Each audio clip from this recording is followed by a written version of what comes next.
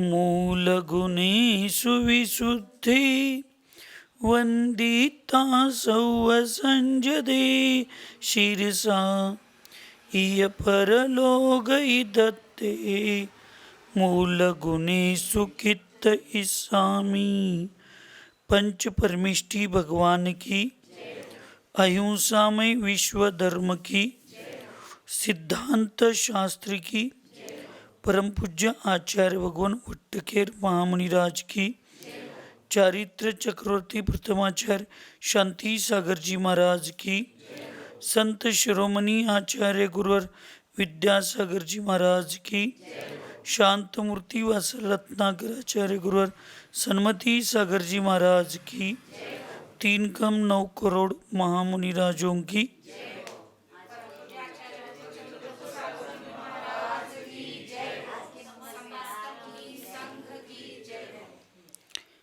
आचार्य भगवंत वट्टकेर महामुनिराज मूलाचार या महान ग्रंथामध्ये सम्यक दर्शनाचार याचा विषय अनेक पद्धतीनं सांगून आज ज्ञानाचार याबद्दल विषय मांडणार आहेत. दर्शनाचारामध्ये संवेग, वैराग्य, निद्रा, गर्हा, उपशम, भक्ती, अनुकंपा, वात्सल्य अशाही पद्धतीनं 8 अंग असतात. आपण आजपर्यंत बघितली ती निशंकित, निकांक्षित, निर्विचिकित्सा आदी 8 गुण बघितलो. याच्यात काही आचार्यांनी किंवा काही ग्रंथामध्ये हे सोडून हे सुद्धा 8 अंग सांगितलेले आहेत. शब्द बदल असू शकतात, पण त्याचा अर्थ प्रामुख्याने बघितला तर सगळे एकच असतो. आपण लोक शब्दात अडकतो आणि वास्तविक मूळ भावना, संकल्पना, त्याचा उद्देश, त्याचे विचार याच्याकडे वास्तविक काय करतो, आपण दुर्लक्ष करतो. शब्द सो बोध नाही, बोध सो शोध नाही. शब्दाशिवाय ज्ञान होत नाही आणि ज्ञानाशिवाय वास्तविक शोध म्हणजे ज्याच्यासाठी आपण कार्य करतोय ते कार्य आपल्याला प्राप्त होत नाही. पण शब्दाचे अर्थ अनेक होऊ शकतात, पण प्रसंग बघून तिथं जुळणारा योग्य अर्थ तिथं लावणं हे सज्जन लक्षणाचं काम आहे. सम्यक आपल्याला पाहिजे तसा अर्थ लावायचा नाही, तिथं प्रसंगाला धरून जसा अर्थ निघतो तसं लावायला पाहिजे. पण आपण आपल्याला पाहिजे तसा अर्थ लावतो. शास्त्रात एक त्याचं उदाहरण येतं आहे. अज या शब्दाचा अर्थ 2 होतो. एक न उगवणारं धान्य आणि एक होतो बकरा. अज या शब्दाचा अर्थ तिथं त्या गुरूंनी त्या सर्व गुरुकुलमधल्या विद्यार्थ्यांना, त्या सर्वांना अज या शब्दाचा अर्थ हा न उगवणारं धान्य सांगितलं होतं, धार्मिकतेमध्ये वापरण्याचा. बकराच्या ठिकाणी बकरा. गुरूंच्या समाधीनंतर त्याच गुरुकुलमध्ये शिकलेला एक विद्यार्थी परत आपल्या गुरूंच्या गुरुकुलाकडे जाऊन काय चाललंय, त्यांचा मुलगा कसा चालवतोय, काय आपली मदत पाहिजे काय, अशा अपेक्षेनं जातात. उपकाराची जाणीव असली पाहिजे. काही लोकांना आई वडिलांचेच उपकार राहत नाहीत, तर अन्य लोकांनी केलेले कसे उपकार लक्षात राहतात. आज आपण समृद्धी दिदींच्या इथं बसलोय, स्वाध्याय करतोय, सकाळी आहार झाला, बावड्यातल्याही अन्य श्रावकांनी चौका लावला, विहार करवला, सगळं आहे. त्यांना विद्यासन्मती दास सेवा संस्थेच्या माध्यमातून वीराचार्य स्पर्धा परीक्षेच्या केंद्राच्या सहकार्यातून त्यांनी आज सेल टॅक्स इन्स्पेक्टर STI पोस्टवर गेले. शरीरानं अपंग आहेत, पण बुद्धी त्यांची चांगली आहे. या ठिकाणी त्यांनी ना संस्थेला विसरलं, ना गुरूंना विसरलं, ना आपल्या आईप्रती असणाऱ्या कर्तव्यांना विसरलं. माणूस ज्यावेळी अनुभवातनं आणि परिस्थितीतून ज्यावेळी वर येतो त्यावेळी त्याच्यात दोनच प्रभाव झालेले असतात. तुम्ही जनरली जगात कुठेही जावा, ठेच खाल्लेला जो व्यक्ती असतो, एक तर तो सगळ्यात चांगल्या दिशेला जातो, नाहीतर एक तर तो सगळ्यात वाईट दिशेला जातो.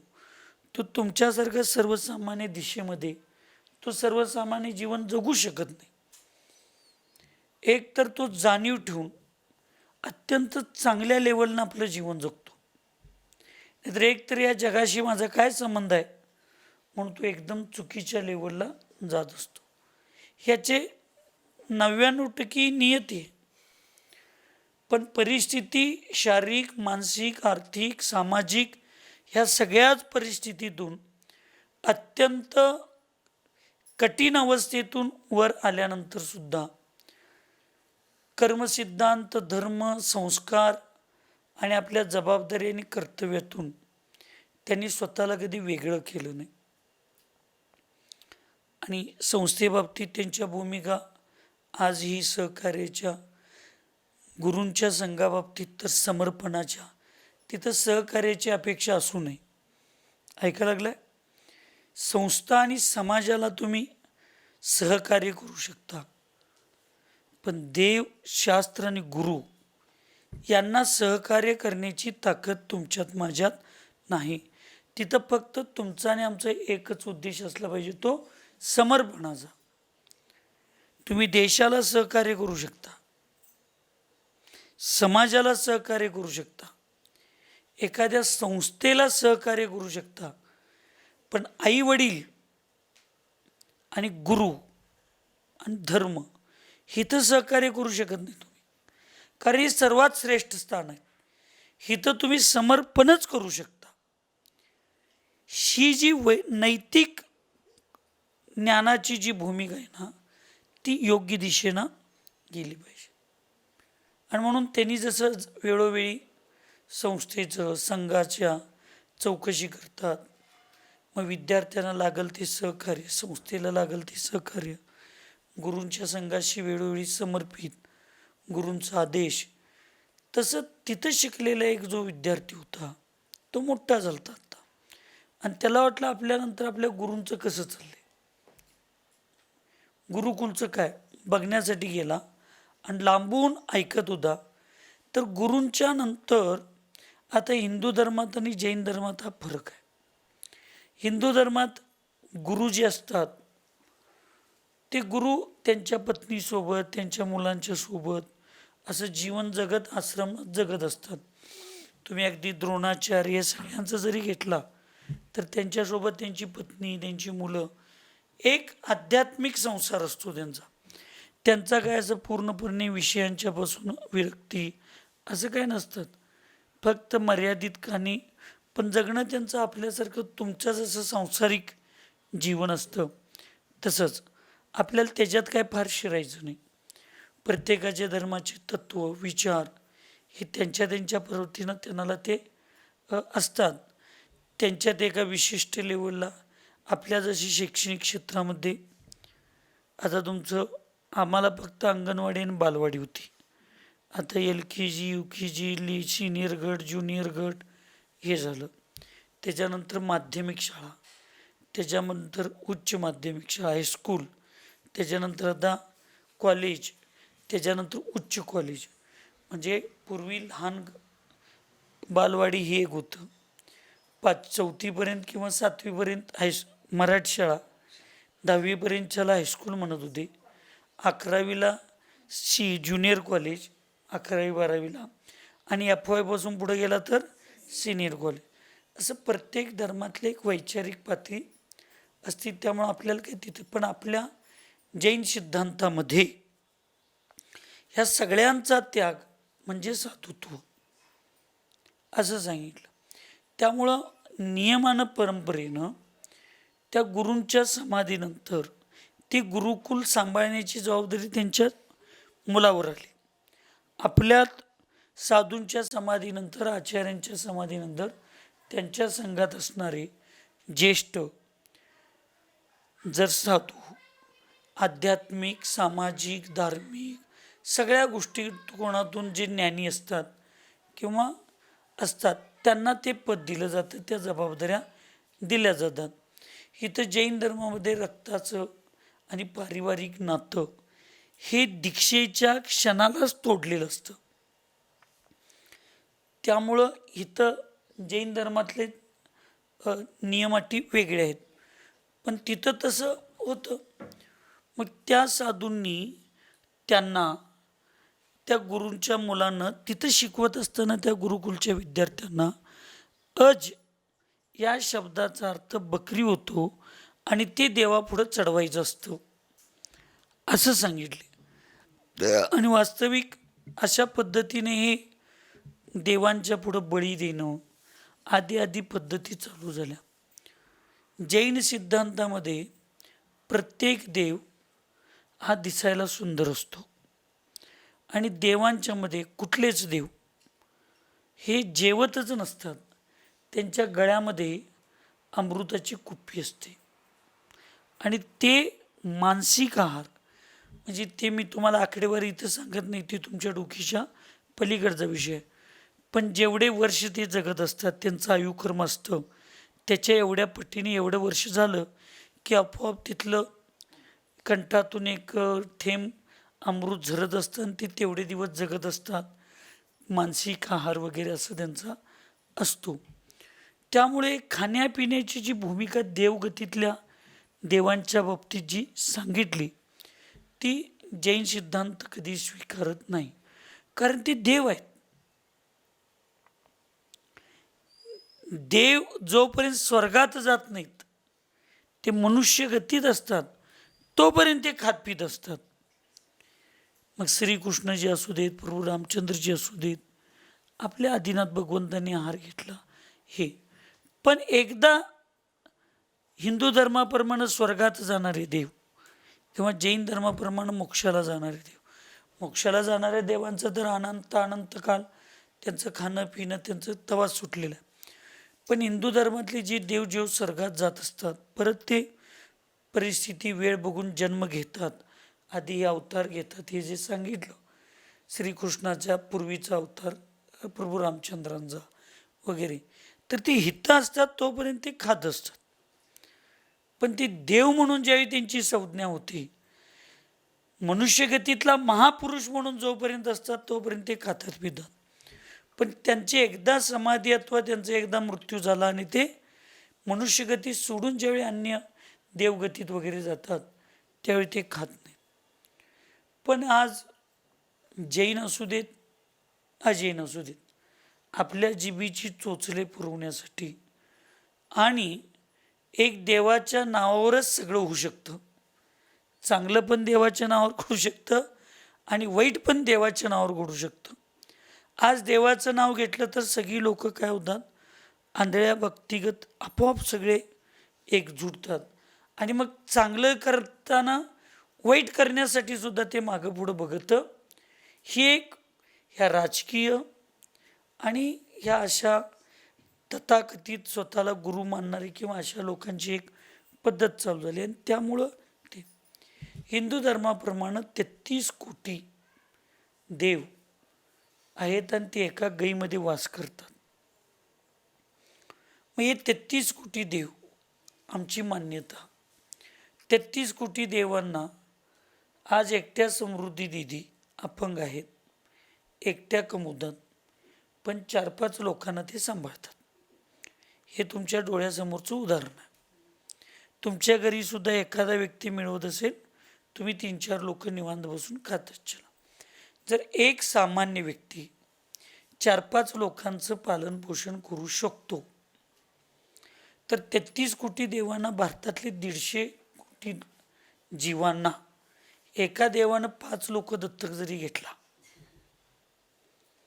तरी भारतात तरी किमान कोण दुःखी, कष्टी, भिकारी, गरीब दरिद्री राहू शकतात का? साधी गोष्ट आहे. मग देव जगवतो, देव मारतो. जगवणारा देव असता तरी ही लोक मेली नसती, आणि मारणारा पण देव असता तर मग देव कसला? हे फक्त आमच्यासाठी आदर्श असतात. ना प्रभूच्या रामचंद्र आम्हाला जगवतात ना मारतात, ना श्रीकृष्णजी आम्हाला जगवतात ना मारतात. आम्हाला फक्त त्यांचा आदर्श एवढाच घ्यायचा आहे की प्रभू रामचंद्रांच्या सारखं मी जर नीतीनं मर्यादेनं मी जर जगलो आणि माझ्या पत्नीला सोडून अन्य सर्वांना मी माता भगिनींच्या सारखं जर बघू लागलो तर मी सुद्धा प्रभू रामचंद्र बनू शकतो. त्यांना नाव मर्यादा पुरुषोत्तम आहे. गुरूंचा भगवंतांचा आदर्श भगवंत होण्यासाठी करायचा असतो, भीक मागण्यासाठी नाही. श्रीकृष्णांच्या सारखी सत्याची चाड असणारा आणि न्यायाची भूमिका असणाऱ्या आणि ते न्याय आणि ते सत्य बिंबवण्यासाठी आणि त्याचा आधार घेण्यासाठी, म्हणजे त्याचं चांगलं करण्यासाठी जगाचं, मग थोडं असत्याचा आधार घेतला तरी सुद्धा तो सत्याच्या भूमिकेतच जातो. हा एक आदर्श गीतेच्या आणि महाभारताच्या माध्यमातून शिकवणारे श्रीकृष्णजी होते. हे आम्ही आदर्श घेतो का? आम्ही आदर्श फक्त भूषण कशासाठी घेतोय? श्रीकृष्णाला एवढ्या बायका होत्या, आम्हाला असलं तर काय बिघडत आहे? म्हणजे एक जनरली उदाहरण, श्रीकृष्ण नदीकडेला जाऊन त्या गोपिकांच्या दुधाच्या हंड्या फोडत होत्या, मग आम्ही पोरींचं कळ काढलो तर काय बिघडलं? म्हणजे देवांचा सुद्धा आम्ही विनोद नाही करत मी, हे वास्तविक सत्य आहे. देवांचा आधार सुद्धा आम्ही फक्त चुकीच्या गोष्टीसाठी घेतो. पण त्यांच्यासारखं आपण महापुरुषांच्या लाईनमध्ये आपण आहोत का? त्यांची आणि आपली योग्यता एक आहे का? त्यांची लेवल आपली लेवल एक आहे का? आज एखादा व्यक्ती, सामान्य कुळातील व्यक्ती एका ठिकाणी गेला आणि 20 लाख रुपये दान दिला. किती लाख दिला? पाशू 20 लाख. आता पाशूच्या पण मनात भाव झाले 20 लाख दान द्यायचं, म्हणून त्याला भाव झाले म्हणून ते दान करायसाठी त्याला येतंय तेवढं वाटणीला 1-2 एकर विकायला पाहिजे. म्हणजे चांगली गोष्ट करताना सुद्धा आपल्या परिस्थितीचा आणि त्याच्याने आपली लेवल एक आहे का याचा विचार केला. वाईट करणाऱ्या लोकांना, मित्रांना आपण बघितलो आणि त्यांच्यासारखं आपण जगण्याचा प्रयत्न करतो, तर त्याला चैनी करण्याची, त्याच्याकडे पैसे खर्चण्याची आणि त्याची जी कॅपॅसिटी आहे ती कॅपॅसिटी माझी असू शकते का एडी? म्हणून माझा मित्र जाऊन रोज गोव्याला जाऊन 8 दिवसात एकदा चैनी करून येतो आणि त्याची आणि माझी दोस्ती टिकवायची आहे म्हणून त्याचं महिन्यातनं 3दा मी खातोय, तर निदान एकदा तर त्याच्याबरोबर मला जाऊन खर्चायला पाहिजे. म्हणून आम्ही जर त्याच्याबरोबर जाऊन गोव्यात त्याची बरोबरी करायला लागलो तर आपलं टिकलं का? तसं चांगली गोष्ट असू दे वाईट, म्हणून एखादं एवढं चांगलं काम करत असताना कोणी असू देत, प्रभू रामचंद्रजी असू देत, श्रीकृष्णजी असू देत, त्यांच्या हातून न कळत काही चुका झाल्या, पण त्यांच्याकडून झालेल्या चुका त्यांना निस्तरायची त्यांच्याकडे काय होती? ताकद होती, ती त्यांच्याकडे शक्ती होती. आपल्यात वासुपूज्य भगवंतांच्या जैन धर्मातल्या आपल्या या स्वयंभू स्तोत्रामध्ये एक उदाहरण देताना सांगितलं की समुद्रामध्ये 1 चमचा विष पडलं म्हणून समुद्राचं पाणी विषमय होतंय का? तर अशा महापुरुषांच्याकडून या चांगल्या सगळ्या गोष्टी करत असताना एखादी नकळत चुकून गोष्ट घडली तर आम्ही चांगल्या गोष्टींचा आदर्श घ्यायला पाहिजे का अशा नको त्या गोष्टींचा आदर्श घ्यायला पाहिजे? पण आपण काय करतो? चांगल्या गोष्टींचा आदर्श घेतो का? त्यांनी 99 चांगलं केलंय, तिकडं आमचं लक्ष नाही. ती एक गोष्ट अशी बघायची की ती मला पोषक आहे. आम्हीच म्हणायचं श्रीकृष्णाने रुक्मिणीला पळवून आणलं तर चालते, मग आम्ही आणलेलं काय होते? आज यंत असं तुला तुझे मित्र म्हणतात, पण त्यांच्याकडे ती ताकद होती. बर, काही एक दोन गोष्टी चुकल्या महापुरुषांच्या, तर त्याचं सुद्धा फळ त्यांना भोगावं लागलेलं आहे. आणि ती त्यांनी म्हणून सहन केले. आपल्यासारख्या सर्वसामान्य व्यक्तींना ते सहन होण्यासारखं नाही. म्हणून चांगल्या गोष्टी आपण घेतल्या पाहिजेत. आपला विषय चालला होता गुरुकुलचा.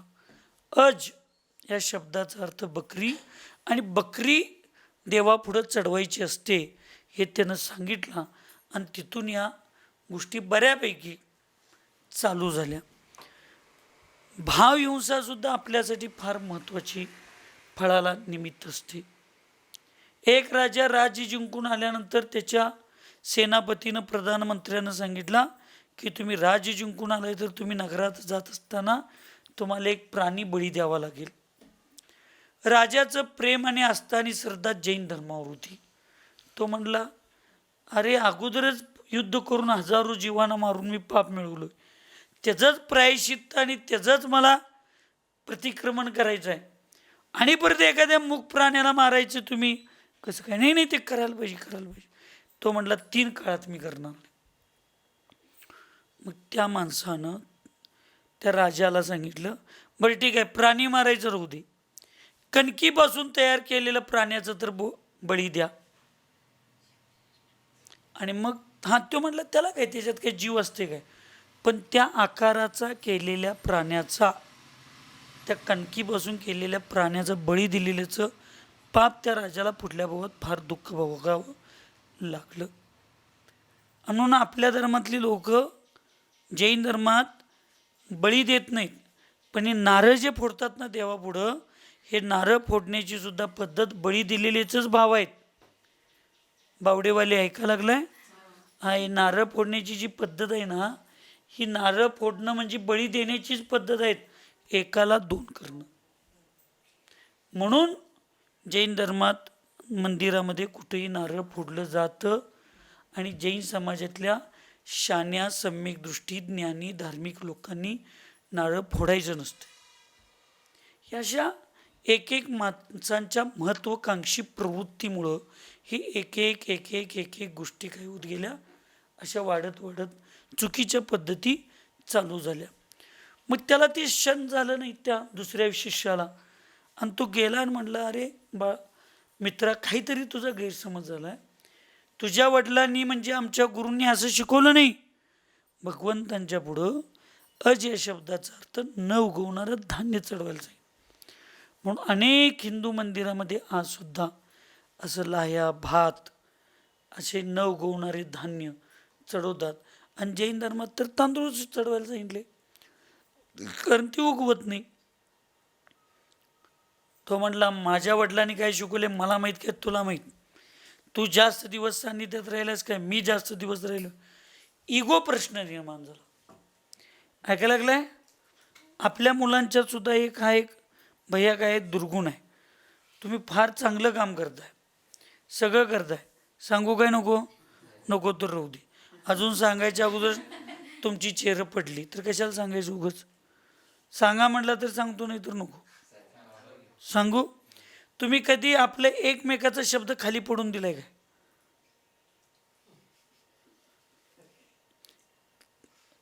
प्रश्न काय आहे? 7:15 वाजता सम्मेद उठला, नाही 7:18 उठलाय. अरे 3 मिनिटांना आता काय तुम्ही असं कुठं काय आता नरेंद्र मोदीच्या घरात जन्मलायस? ती 3 मिनिटासाठी सिद्ध करण्यासाठी 1 तास वेळ आम्ही काय करणार? वाया घालवणार. खरं तो म्हणणार मी 7:15 उठलोय, जो म्हणणार 7 परम होते. असं जनरली होतंय ना, म्हणजे तुम्ही असं आहे असं म्हणत नाही, पण जनरली असं करतोय आम्ही. स्वतःची महत्त्वाकांक्षा काही वेळेला आपल्याला पण माहिती आहे आपण चुकीचं आहे, पण सगळ्यांच्या चूक कबूल करून घेतलो तर माझं काय? म्हणून त्या अपमान वाटतो. घरात नाही ज्वारी आणि बाहेर करतोय जमादारी, अशी आमची अवस्था. पण आम्हाला 4 लोकांच्यात गेल्यानंतर स्वतःच्या शब्दाचा इगो एवढा निर्माण होतोय. आणि लक्षात ठेवा, या युगोमुळंच, ऐका लागलाय, या युगोमुळंच कर्णामध्ये एवढी प्रचंड शक्ती होती, पण फक्त इगो असल्यामुळं तो कर्ण त्याची अवस्था अशी दुर्गतीला जाण्यासारखी करून घेतला. इगोमुळं दुर्योधनासारखा वास्तविक मित्र नव्हता कर्णाचा गुण, पण आपल्या स्वतःच्या युगोला सिद्ध करण्यासाठी त्यानं स्वतःच्या पण आयुष्याचं नुकसान करून घेतलं आणि कर्णासारख्या एका महापराक्रमी योद्ध्याचं सुद्धा आयुष्य, आणि कर्णाला सुद्धा मी म्हणतोय तेच खरं असं म्हणणाऱ्या आपल्या मित्रालाच तो चुकीच्या मित्राला स्वीकारल्यामुळं, म्हणून मी कायम सांगतोय बाळांनो, जशी संगती तशी मती, आणि जशी मती तशी गती. आता आम्ही तुमच्या संगतीत आहेत, तुम्ही आमच्या संगतीत आहे. आता आमचा प्रभाव तुमच्यावर व्हायला पाहिजे का तुमचा प्रभाव आमच्यावर व्हायला, म्हणजे नेमकं काय व्हायला पाहिजे? काय म्हणताय, तुमचं काय मत आहे वस्ताद? कोणाचा प्रभाव कोणावर व्हायला पाहिजे? आमचा प्रभाव तुमच्यावर व्हायला पाहिजे. पण वास्तविक तसं दिसतंय काय? तुम्ही चेष्टात एकमेकाला मारताय, आम्ही चेष्टेत एकमेकाला पिंची मारतोय.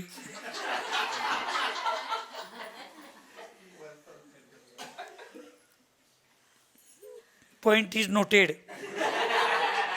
हा, आपला प्रभाव, साधूंचा प्रभाव श्रावकांच्यावर झाला पाहिजे. श्रावकांच्या कुठल्याही गोष्टीचा प्रभाव आपल्यासारख्या साधूंच्यावर होता कामा. समोरच्याच्यात एक चांगलं गुण आहे ना, परम बिन उठवता बरोबर सव्वा पाच पावणे पाचला उठतो, सगळ्या नाळी मारतो, जो आंघोळ करतो येतो, फक्त विसरतो लाईट लावायला. आता तेवढे एखादा गुण असलाच पाहिजे.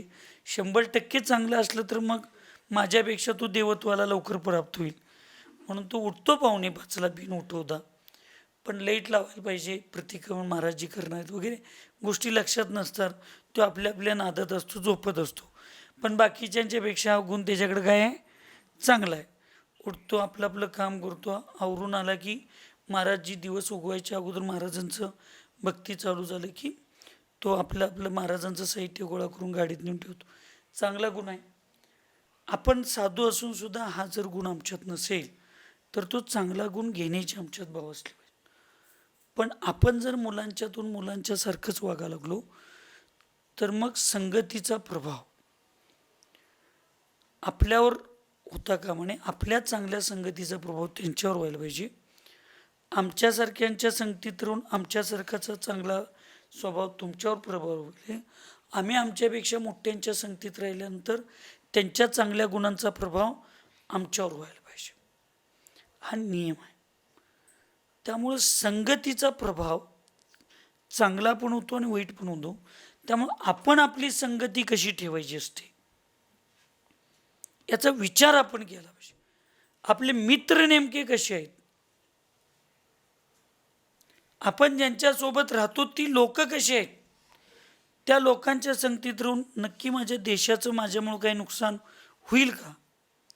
अशा मित्रांच्या संगतीत राहून माझ्या धर्माचं नुकसान माझ्यामुळं काय होईल का? अशा मित्रांच्या संगतीत राहून माझ्या परिवाराचं नुकसान, प्रतिष्ठा, मान सन्मान कुठं धुळीला मिळेल काय? आणि माझ्या मित्राच्या संगतीत लागून माझ्या स्वतःचं अस्तित्व आणि जे एक उज्ज्वल भविष्य आहे त्याला कुठं कीड लागेल का? याचं चिंतन वास्तविक आपल्याला काय करायला पाहिजे, करायला पाहिजे. इथं संगतीचा प्रभाव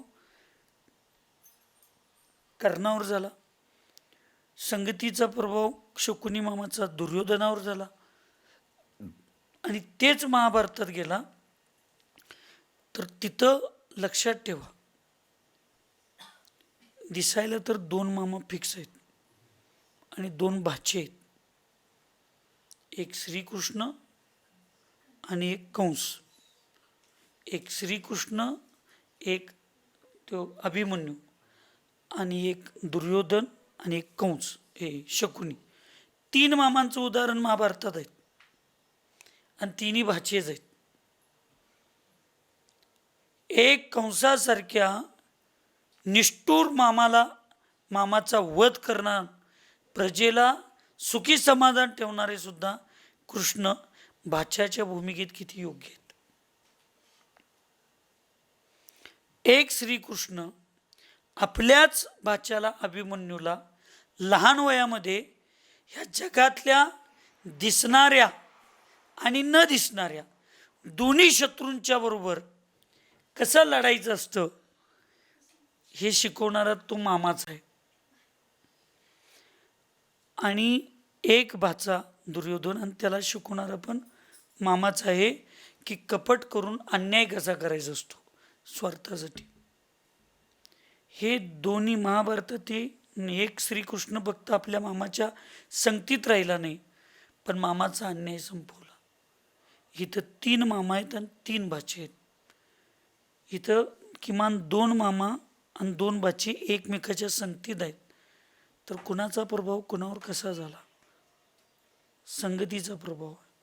आपण आपले मित्रसुद्धा असेच गोळा केले पाहिजेत की जेणेकरून आपल्या आईवडिलांच्या संस्कारांचा, गुरूंच्या संस्कारावर जे आपल्यावर संस्कार आहेत याचा प्रभाव त्यांच्यावर झाला पाहिजे.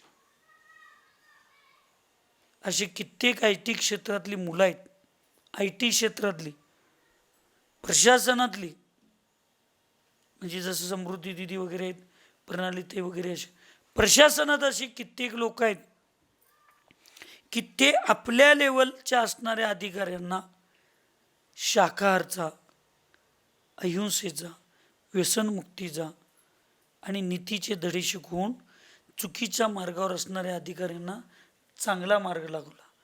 आणि असे किती आमचे जैन अधिकारी सुद्धा आहेत की त्यांच्या संगतीत जाऊन लाचाराने परिस्थितीला बळी पडून आपल्या धर्माच्या विरुद्ध वागणारे सुद्धा असे कित्येक अधिकारी आहेत. चांगल्या गोष्टीचा प्रभाव वाईटावर होणे आणि वाईट बदलणे हे धर्म आहे. वाईट गोष्टीचा प्रभाव चांगल्यावर होऊन चांगलं सुद्धा बिघडणे हेला कुठलाही धर्म म्हणत नाही. म्हणून तुम्ही तुमच्या घरची कामं विमं सोडून, भूषण टोमॅटो चाललंय तरी सुद्धा ते सगळं सोडून गुरूंच्याकडून एक निरोप गेला, नुसता मित्राकडून एक निरोप गेला की 4 दिवस विहार करायचा आहे, समाज कमी आहे आणि तिथं आलास तर बरं होईल. त्यांना आपल्या शेतीला, आपल्या उद्योगाला, आपल्या धंद्याला किंवा आपलं घर बांधकाम चालू आहे, वडिलांना त्रास होईल याचा विचार केला नाही. आपल्या गुरूंना त्रास होता कामा नये. एका मिनिटात तिथं सगळं सोडला, लगेच आला. त्याच्यापेक्षा इथं आलेल्या आमच्या मुलांचे आई वडील किती चांगले असतील सांगा, की आमचं काम राहू दे, आम्ही जे काम तुझ्याकडं काम करून घ्यायचं आहे ते काम आम्ही एका नोकराकडं सुद्धा करून घेऊ शकतो, पण तू गुरूंच्या जवळ जाऊन जे काम करणार आहेस ते काम दुसरा नोकर कुठला करू शकत नाही. म्हणून तू जा, आई वडील सुद्धा पाठवणार आहे. ही जी आमची आता 10-12 मुलं आहेत, आता 2 महिने झालं सुट्टीच्या पिरियडमध्ये एकही, आणि आयुष्यात अजून मला कधी नोकर घ्यायची वेळ आली नाही. मला आमच्या गाडीला कधी पैसे देऊन ड्रायव्हर घ्यायचं, म्हणजे संस्थेची गाडी जी विहारासाठी सहकार्य करतात ह्याला कधी ड्रायव्हरला गाडीला पैसे देऊन ड्रायव्हर घ्यायची कधी वेळ नाही. पोरच गाडी पण यांनीच न्यायचं, स्वयंपाक करायला मदत यांनीच करायचं, सवळं पण यांनीच नेसायचं, रात्री वयावरती पण यांनीच करायचं, सगळे यांनीच करायचं. परिस्थितीनुसार एखादा समाज नसेल, तिथं संध्याकाळी जेवायला नाही मिळालं तरी संघाचं पैसे न घेता ह्यांचं यांनीच पैसे काढायचं, यांचं यांनी फळं आणायचं, यांचं काय तर चांगलं खायला आणायचं, यांचं. म्हणजे हे त्या आईवडिलांचं सुद्धा किती योगदान चांगलं आहे की आमचं काम राहू दे, पहिला महाराजांचं आणि गुरूंचं आणि संघाचं काम करा जाऊ. मग एवढं सगळं तुम्ही इथं येत आहे. परमानंद 1.5-2 महिने झालं सोबत आहे, 12वीची परीक्षा झाल्यापासून सोबत आहे. मग तुमचे आई वडील आमच्याकडं, गुरूंच्याकडं हे सगळं स्वतः कष्ट करून तुम्हाला पाठवतात. इथनं जात असताना तुम्ही जर चांगले धडे घेऊन गेला नाही आणि इथनं गेल्यानंतर तुमच्या घरी गेल्यानंतर तुमच्यात चांगला बदल जर नाही दिसला तर हा मी तुमच्या आई वडिलांशी केलेला विश्वासघात आहे. कारण साधूंनी फक्त स्वतःच्या कामासाठी आमच्या मुलांचा उपयोग केला, पण मुलांना मार्गदर्शन केलं नाही. तुम्ही हे जर नाही बदल केला तर तुमच्या गल्लीतली आणि तुमच्या समाजातली अन्य जी लोक आहेत, काय तेवढं जाऊन महिना राहून का उपयोग आहे त्याचा? आहे तसाच वागतोय. त्याच्यापेक्षा आमची मुलं आमच्या घरात राहून आम्हाला मदत तर करतात. म्हणजे नवीन 4 मुलं धर्माकडे येणार आहेत, त्यांची धर्माकडली प्रवृत्ती काय झाली? सुटून गेली, चुकली. म्हणजे केवळ आम्ही आमच्यात जर चांगला प्रभाव जर नाही करून घेतला, ऐका लागलाय, आपला जर प्रभाव आपल्या भक्तांच्यावर जर चांगला नाही पडला तर केवळ संघाचं नुकसान नाही, केवळ तुमचं वैयक्तिक नुकसान नाही, आपलं नुकसान आहे, धर्माचं नुकसान आहे, संकट येणाऱ्या पोरांचं नुकसान आहे. आणि यांच्यामुळं यांच्या आजूबाजूच्या समाजाचं सुद्धा कोण येणार नाही धर्मात. तेच जर तुम्ही चांगलं वागा लागला, महाराजांच्या विहारात गेली पोरं चांगली वागा लागलीत, मग आमची पण पोरं पाठवलं तर मुलं चांगलं होतील. हे समर्पण पाहिजे. तुम्ही इथं येऊन सहकार्य करायला नाही, तुम्ही इथे येऊन गुरूंच्या संघावर समर्पण करून तुमचं जीवन चांगल्या गोष्टीला फुलवण्याचा सजवण्याचा प्रयत्न केला पाहिजे. हा संगतीचा प्रभाव असतोय. म्हणून मी मगाशी सांगितलो, जशी संगती तशी मती आणि जशी मती तशी गती. तसं तुम्ही साधूंच्या संगतीत राहून तुमच्यात चांगल्या गोष्टींचा बदल झाला पाहिजे, चुकीच्या गोष्टींचा त्याग झाला पाहिजे. जीवन एक गणित आहे चिंटू, जीवन एक गणित आहे, त्याचं उत्तर शांती आणि समाधान आहे. पूर्वी, आत्ता माहीत नाही मला, आम्ही शिकत होतो त्यावेळेला गणिताच्या पुस्तकमध्ये शेवटच्या 5-6 पानावर उत्तर असणार, नुसताच उत्तर आकडा असणार, सोडवलेलं नसणार पण उत्तर असणार. म्हणजे मी आयुष्यभर बरोबर जगलोय काय चुकीचं जगलोय, किंवा हे गणित मी सोडवलेलं बरोबर आहे का चुकीचं आहे, हे पुस्तकात कुठल्या पानावर मिळते? शेवटच्या. तसं तुम्ही आम्ही व्यवस्थित जगलोय काय नाही आयुष्यभर, याचं उत्तर मरताना कळत असते, याचं उत्तर मरताना कळत असते. म्हणून जीवन एक गणित आहे, त्याचं उत्तर शांती आणि समाधान आहे. त्यासाठी योग्य वेळी सद्गुणांची बेरीज, दुर्गुणांची वजाबाकी, संयमाचा गुणाकार आणि कषायांचा भागाकार हा करायला पाहिजे. हे ज्याला कळलं त्याला जीवनाचा अर्थ कळला. ही नियम आहे, लक्षात ठेवा. आता ही तुमची वेळ आहे सद्गुणांची बेरीज करण्याची, हे तुमचं वय आहे दुर्गुणांची वजाबाकी करण्याचं. सोहम, लक्ष आहे, हे कुठलं वय आहे आपलं? सद्गुणांची बेरीज करण्याची, चांगले गुण मिळवण्याचं हे वय आहे, वाईट गुण आमच्यातून सोडण्याचं हे वय आहे. मग आईला दमवणं चांगला गुण आहे का वाईट गुण आहे? मग ते सोडायला पाहिजे की नाही? हक्क गाजवणं चांगला गुण आहे, आपण कुणावर गाजवायचं? तुम्ही तुमच्या आई वडिलांच्यावर आई वडील म्हणून आणि गुरु म्हणून माझ्यावर हक्क गाजवणार नाही तर तुम्ही दुसरीकडे कुठे गाजवणार आहे का? नाही. आम्ही भक्त आणि शिष्य म्हणून तुमच्यावर हक्क गाजवणार नाही तर आम्ही दुसरीकडे गाजवणार आहे का? हक्क गाजवणं, हक्क असणं वेगळं, परंतु त्रास देणं आणि चुकीच्या पद्धतीनं मानसिक त्रास होईल असं वागणं हे आपला दुर्गुण आहे. मग ते सोडायचं वय केव्हा आहे? आत्ता काय बायको आल्यावर? आत्ता नाही सोडलं तर आणि बायकोचं आणि त्याच्यात बिरीज दुर्गुण, म्हणजे मग दुर्गुणांचा वर्ग. 3 अधिक 3 झालं तर 6 होतंय, पण 3 गुणिले 3 झालं तर 9 होतंय. ती बेरीज करणारी आली तर बरं, गुणाकार करणारी आली तर मग काय सांगायचं समूह. आणि चुकून वजाबाकी करणारी आली तर आणि जरा चांगलं, 3 वजा 3 0, म्हणजे माझे पण दुर्गुण सोडतो आणि तुझे पण दुर्गुण, असं नवऱ्याला शिकवणारी आली तर म्हणजे ती चांगलं होईल. म्हणून सद्गुणांची बेरीज दुर्गुणांची वजाबाकी करण्याचं वय आहे. आणि जरा पुढे गेला की मग संयमाचा गुणाकार आणि कषायांचा भागाकार. आज आम्ही सकाळी निगव्यातून विहार करत आलो. तिथं कोणतरी एक ते परिवार, ते एकच कुटुंब, पत्रावळे काय तर कळंत्री काय तर आहे, काय कराडे तो परिवार आहे. त्यांचे दादा ते माजी सरपंच होते, ते माझ्यावर विहार करत होते. विहार करताना त्यांनी सांगितलं, महाराजजी 2020 सालाला आम्हाला आगमसागर या तिघांच्यामुळं आम्हाला धर्म कळला आणि आम्ही फक्त नावानं जैन होतो पण कर्तृत्वानं जैन आत्ता झालो. आणि आज प्रत्येक पावलाला वाटतंय की हेच जर लग्नाच्या अगोदर कळलं असतं तर आम्ही ह्या मार्गात आता नसतो. मी म्हटलं प्रत्येकाला असंच वाटते ठेच लागल्यावर. आता म्हटलं लग्न व्हायच्या अगोदरची सगळी माझ्याकडे आहेत. क्षणाला किती कळा लागले. आता तुम्हाला अनुभव आल्यात म्हणून म्हणतोय आम्ही, लग्नाच्या अगोदर शानं झालं असतो बरं झालं असतं. पण यांच्या घरातली लग्नाच्या अगोदर शानी व्हायला माझ्याकडं पाठवले. ती किती शानी व्हायला लागल्यात. आमच्या बशी बसून रात्रभर चॅटिंग चालू असते. एवढी शानी असते ती. पण आम्ही म्हणतोय काय करायचं, खरा खरं सवळं नेसण्यासारखं, आहार देण्यासारखं आणि आई बाप्पाला स्वाभिमानानं मान वर करून समाजात आणि धर्मात फिरण्यासारखं काय चाटायचं आहे ते चाटा. बाकीच्या गोष्टीकडं, वाईट गुणांच्याकडं दुर्लक्ष करा.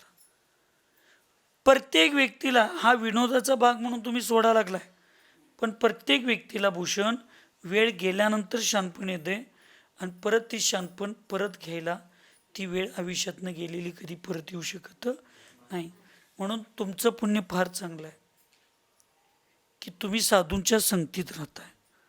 तुमचं पुण्य त्याच्यापेक्षा चांगलं आहे की या वयात काम करून पोट भरून खा म्हणणाऱ्या आईवडिलांच्या, म्हणजे मुलांना असलं सांगणाऱ्या आईवडिलांच्या पेक्षा ह्या वयात तुम्हाला साधू संतांच्या संगतीत पाठवणारे आईवडील तुम्हाला, आपण रात्रंदिवस राहावं लागले पण तुम्हाला भैया आईवडील महाराजांच्याकडे जाणे चांगले शिका म्हणून आईवडिलांचं समर्पण तुमच्यासाठी आहे. या सगळ्या गोष्टी आपल्याला विसरून चालणार नाहीत. संगतीचा प्रभाव असा होता.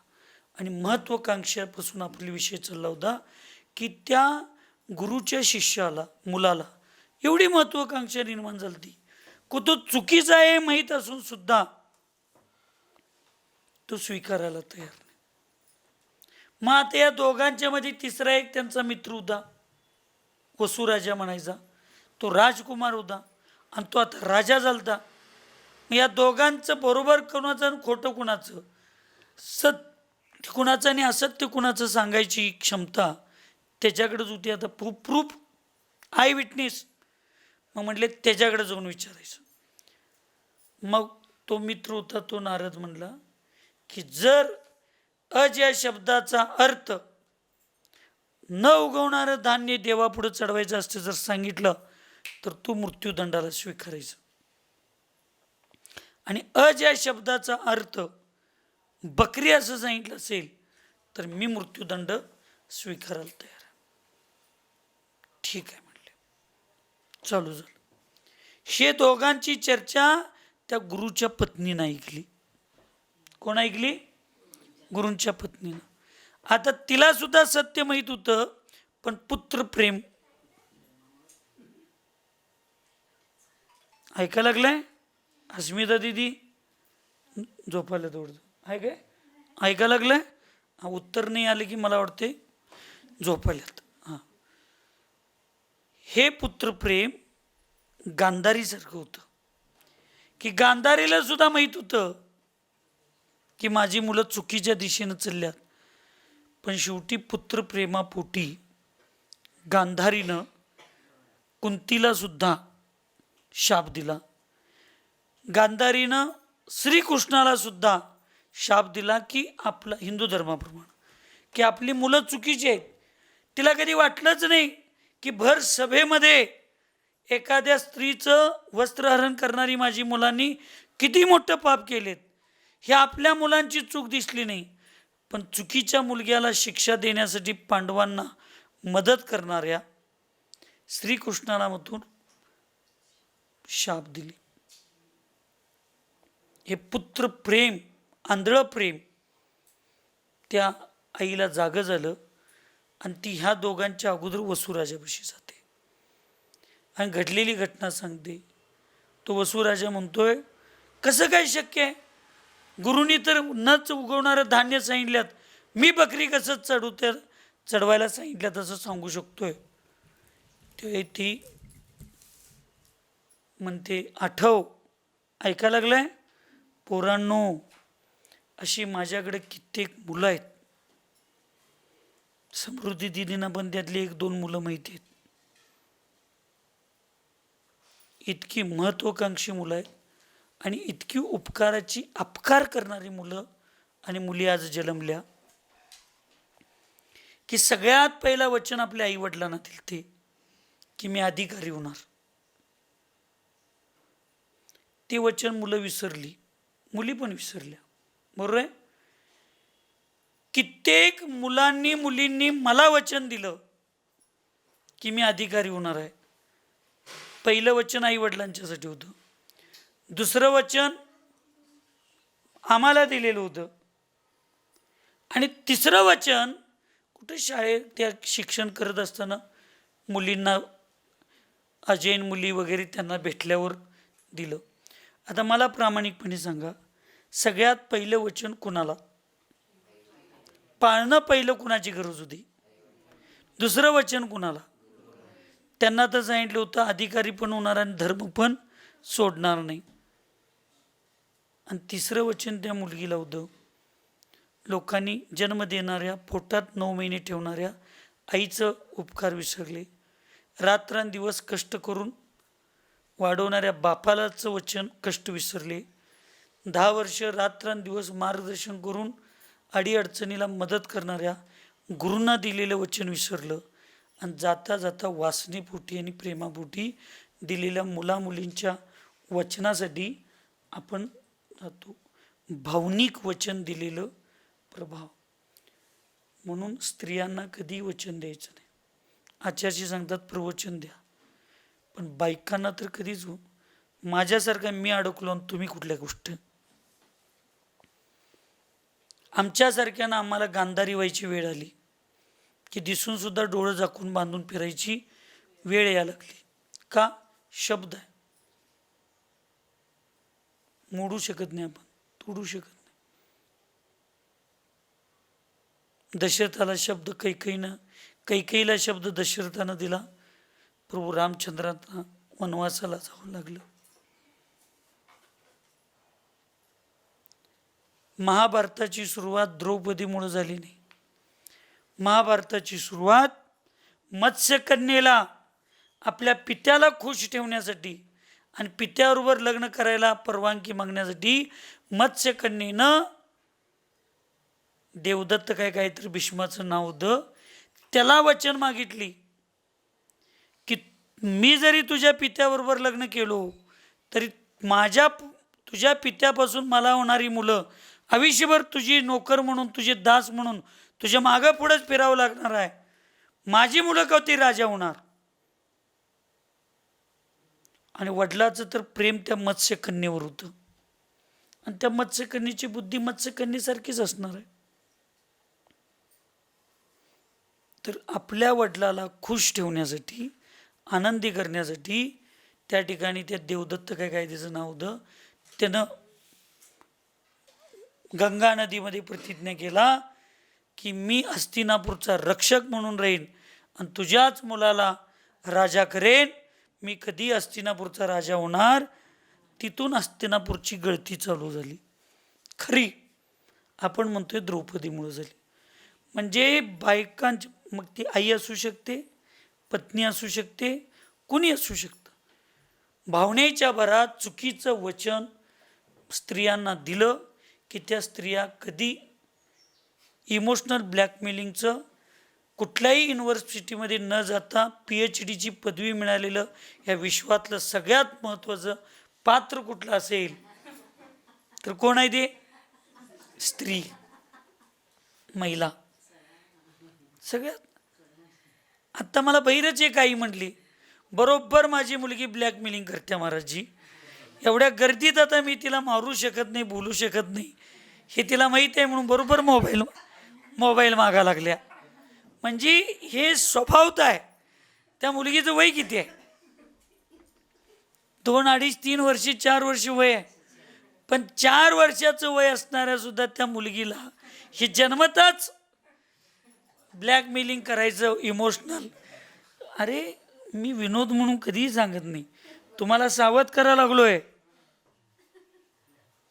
तुम्हाला सगळ्यांना मी सावध करायला लागलोय. भाऊजी व्हायला ना सावध? हां, सावध व्हायला पाहिजे आपण. हां, आणि हेच बरोबर त्या वसुराजाच्या पुढं त्या गुरुच्या पत्नीने सांगितलं, तू गुरुकुल सोडून चालला होतास त्यावेळी गुरुदक्षिणा द्यायला आलतास. त्यावेळी मी सांगितलं होतं योग्य वेळेला माझी गुरुदक्षिणा मी मागून घेतो. आज माझी गुरुदक्षिणा द्यायची वेळ आहे. माझ्या मुलग्याला अभयदान तूच देऊ शकतोस, मृत्यूदंडापासून तू वाचवू शकतोस, आणि माझ्या मुलग्याचं अभयदान हीच माझी गुरुदक्षिणा आहे. आणि त्यासाठी वसुराजाला हिंदू धर्मात मानलं जातं. ते स्फटिकाच्या सिंहासनावर तो बसत होता, त्यामुळे लोकांना तो अंतराळी बसलाय असं वाटणार, आणि त्यामुळे त्याच्या वचनाला सत्य वचन मानत होते. आणि त्यावेळी वसुराजानं बोलता बोलता दरबारात सांगितला, अज या एका शब्दाचा अर्थ त्यानं बदलला. न उगवणारं धान्य नाही तर बकरी आहे असं सांगितलं. जैन धर्मात सांगितलं तो नरकात गेला, आणि हिंदू धर्मात सांगितलं ती पृथ्वी विभागली आणि सिंहासनासकट तो कुठे गेला? जमिनीत गाठला गेला. ज्ञानाचार. आमच्या दोन्ही महाराजांना आणि दिदींना वाटत असेल आचारशी विषय सोडून कुठं चाललेत. मी माझ्या आयुष्यात विषयाला सोडून कधीही भरकटत नाही, पण विषय चालू करायच्या अगोदर भूमिका, त्या विषयाची भूमिका पक्की करणं नक्की माझं कर्तव्य आहे. ज्ञानाचार म्हणजे जिनेंद्र भगवंतांच्या मुखातून आलेलं जे केवळ ज्ञान आहे, त्या केवळ ज्ञानाला जसं आचार्यांनी खाली मांडत आले, ती किमान आत्ता जेवढं आमच्या पुढं ज्ञान आलेलं आहे त्या ज्ञानाला जसं आहे तसं मांडणं आणि जसं आहे तसं आचरण करण्याचा पुरुषार्थ करणं, याला आचार्यांनी ज्ञानाचार म्हणलेलं आहे. आणि ते जसं आहे तसं त्याच्यावर श्रद्धा ठेवणं, याला दर्शनाचार असं म्हटलेलं आहे. दर्शनाचार विषय संपलेला आहे. ज्ञानाचाराचा विषय उद्यापासून आपल्याला घ्यायचा आहे. फक्त आजच्या ह्याच्यात मी भूमिका तुमच्यापुढं मांडली. म्हणून बाबांनो, आपलं चूक असेल तर माझं चुकलंय म्हणून 1 मिनिट अपमान होईल, 1 मिनिट अपमान होईल, पण हेच भाऊ नव्हे, पुढले कित्येक भाऊ तुम्हाला सन्मान मिळेल. पण 1 मिनिटाचा अपमान सहन होत नाही म्हणून एका चुकीला, एका खोट्याला अनेक खोटं बोलावं लागतात, एक चूक लपवायला अनेक चुका कराव्या लागतात. म्हणून एका गोष्टी, चुकीच्या गोष्टीला सत्य मांडण्यासाठी महत्त्वाकांक्षा आणि गर्व जागी झाली तर 1 मिनिटाचा सन्मान अनेक भावामध्ये आपल्याला अपमानित होऊन जगण्यासाठी निमित्त ठरू शकतो. त्यामुळं एकमेकाला उत्तर द्यायचं सोडून द्या. आपलेच मित्र आहेत, आपलेच सोबती आहेत, आपलेच धर्मबंधू आहेत. बरोबर, तुझं खरं म्हणाला काय बिघडतंय? युधिष्ठिरनी, धर्मराजांनी अशुभ कर्माच्या उदयात आणि त्या संगतीच्या प्रवाहात सगळं राज्य रात्रंदिवस कष्ट करून तयार केलेलं इंद्रप्रस्थ त्या जुगारात लावलं, सगळं धन संपत्ती लावली. एक आईला फक्त वचन दिलतं आणि सगळ्यांनी वचन दिलतं लहानपणी की तुमच्या सगळ्यांच्या जीवनावर अधिकार फक्त धर्मराज युधिष्ठिरचा आहे, आणि तो सांगल तसं सगळ्यांनी वागायचं, त्याला कधी विरोध करायचा नाही आणि त्याच्याबद्दल कधी चुकीचं समज करायचं नाही. एकदा कुंतीनं लहानपणी 5 भावांना हे दिलेला नियम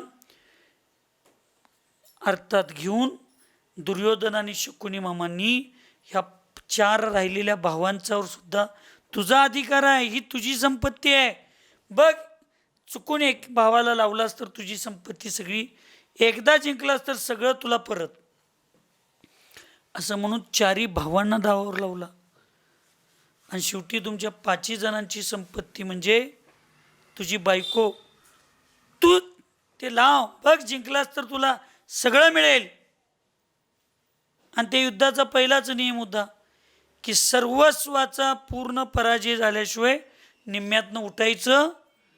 आणि याचं सत्यवचनी हो धर्मराज. आणि तिथं बायकोला सुद्धा दावावर लावला. एवढं चुकीचं युधिष्ठिरनी केल्यानंतर सुद्धा त्या 4 भावांनी, द्रौपदी विरोधात गेली, ती स्त्री आहे शेवटी, तिचं चारित्र्य आहे, पण 4 भावांनी एवढं चुकीचं असताना सुद्धा आपल्या भावाला, थोरल्या भावाला कधी भूषण चुकीचं म्हटलं नाही.